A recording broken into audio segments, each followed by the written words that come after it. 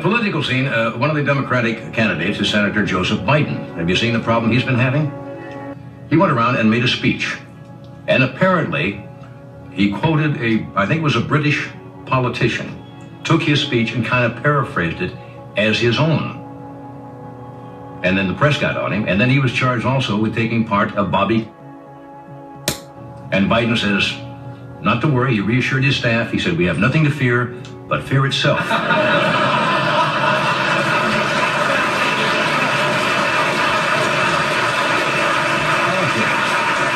There is one less candidate in the race for the presidency tonight. Delaware Senator Joseph Biden dropped out of the hunt today, saying the disclosures about his plagiarism in law school and his exaggerations about his academic record made it impossible for him to continue.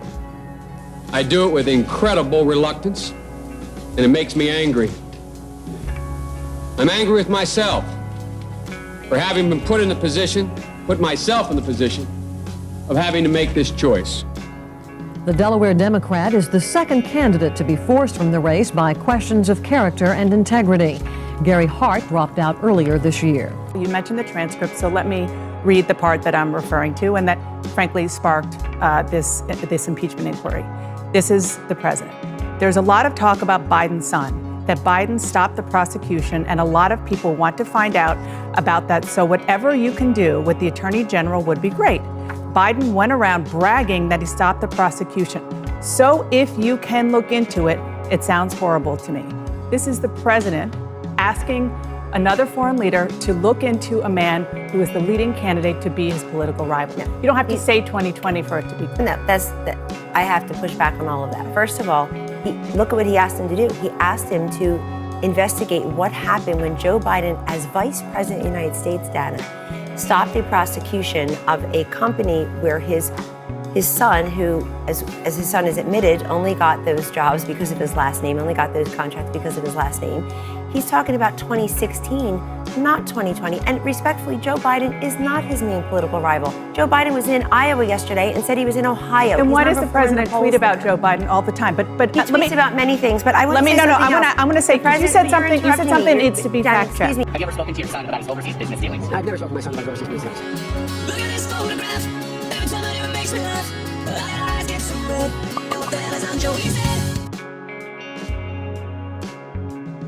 Inquiry is centered on President Trump's attempts to get political dirt from Ukraine on Vice President Biden and his son Hunter. Mr. Vice President, President Trump has falsely accused your son of doing something wrong while serving on a company board in Ukraine. I want to point out there's no evidence of wrongdoing by either one of you. Having said that, on Sunday, you announced that if you're president, no one in your family or associated with you will be involved in any foreign businesses. My question is, if it's not okay for a president's family to be involved in foreign businesses, why was it okay for your son when you were vice president? Vice President Biden? Look, my son did nothing wrong. I did nothing wrong. I carried out the policy of the United States government in rooting out corruption in Ukraine. And that's what we should be focusing on. And what I wanted to make a point about, and my son's statement speaks for itself. He spoke about it today. My son's statement speaks for itself. What I think is important is we focus on why it's so important to remove this man from office. On the 17th, look, the fact that George Washington worried on the first time he spoke after being elected president that what we had to worry about is foreign interference in our elections. It was the greatest threat to America. This president, on three occasions, has invited foreign governments and heads of government to get engaged in trying to alter our elections. The fact is that it is outrageous. Rudy Giuliani, the president, and his thugs have already proven that they, in fact, are flat lying. What we have to do now is focus on Donald Trump. He doesn't want me to be the candidate. He's going after me because he knows if I get the nomination, I will beat him like a drum. Before you, I'm going to make a quick statement here. We got to get something straight. All this talk of the president about corruption comes from the most corrupt president we've had in modern history. He's the definition of corruption. He's corrupted the agencies of government, from the Defense Department, from the State Department, from the Justice Department, all about making sure that he, in fact, allows somebody else to pick his opponent for him. That's what this is about. And I am not going to stand for it. And I'm not going to respond to it. I'm not going to talk about anything other than what the facts are. He's indicted himself by his own statements. This is not about me. It's not about my son. There's not a shred of evidence there's anything done that's wrong. And so I'll take your question. Good afternoon. I'm Alex Marquardt in for Ana Cabrera. Abuse of power. That is the blunt message that is being delivered in crystal clear terms from a fired-up Joe Biden to a Fox News reporter who was asking him about the debunked conspiracy theory that is being pushed by the president that involves Biden, Biden's son, and Ukraine. Biden just took the stage moments ago in Iowa. Let's listen. Folks, we meet here today at a threat posed by Donald Trump that seems to get worse every single solitary minute. We saw it in El Paso. We saw it, and we see it now in Iran, and God knows where he's going to go with that. The stakes are only getting higher. Above all else, we must defeat Donald Trump, period. And stop his abuse of power. We have a president who traffics in the ugliest forces in our nation's history. In both clear language and code, President Trump has fanned the flames of white supremacy in this nation.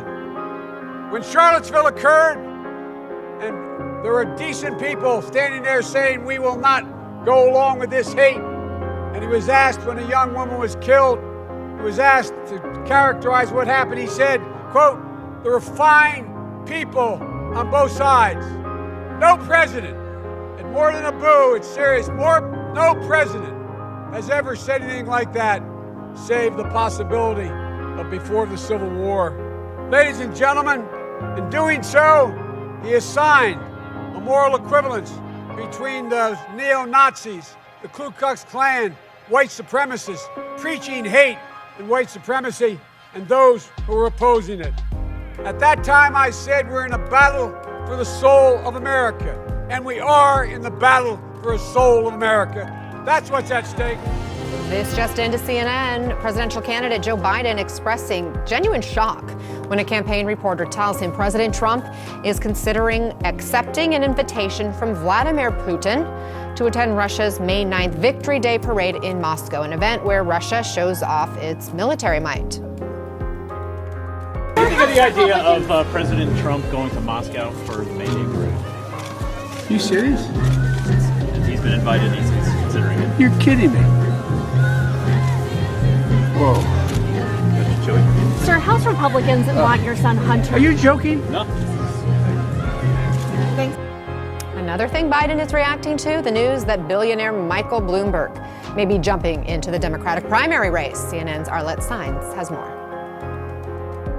All right, where do I sign, boss? Joe Biden filing papers placing his name on New Hampshire's primary ballot as he faces the threat of a new challenger. Michael Bloomberg taking steps to make a late entry into the 2020 race, but Biden saying he's not worried. I welcome him in the race. Michael's a solid guy, and let's see where it goes. I have no problem with him getting in the race. Bloomberg seen in New York City early Friday, not answering questions, as his team later filed the primary paperwork in Alabama. Vice President of the United States, the former New York City mayor originally ruled out a 2020 bid in March, as he saw a narrow path to victory with Biden in the race. As recently as September, Bloomberg said he was comfortable with his decision. When you look at the layout of who's going to vote and where the country is, I would be very unlikely to get reelected. In fact, Bloomberg was among the lower polling candidates in early surveys. A CNN national poll last December showed him registering at just 2%.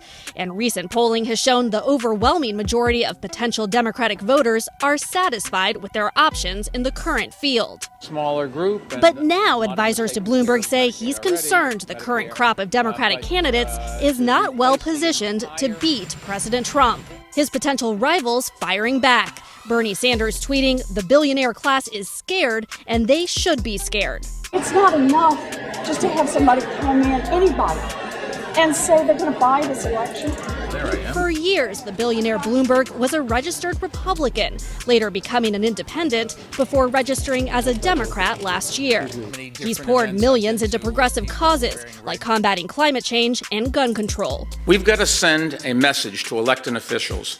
Vote for common sense gun laws, or we will throw you out. Enough. As Bloomberg gets closer to jumping into the 2020 race, President Trump predicts a Bloomberg candidacy will fail. He will not do very well, and if he did, I'd be happy. There is nobody I'd rather run against. If Bloomberg decides to enter the race, an advisor to the former New York City mayor says that he won't compete in the first 4 early nominating states of Iowa, New Hampshire, Nevada, and South Carolina. The advisor says that other candidates have a head start in those states, but that they believe Bloomberg can compete in Super Tuesday states and beyond. Arlette Saenz, CNN, Franklin, New Hampshire.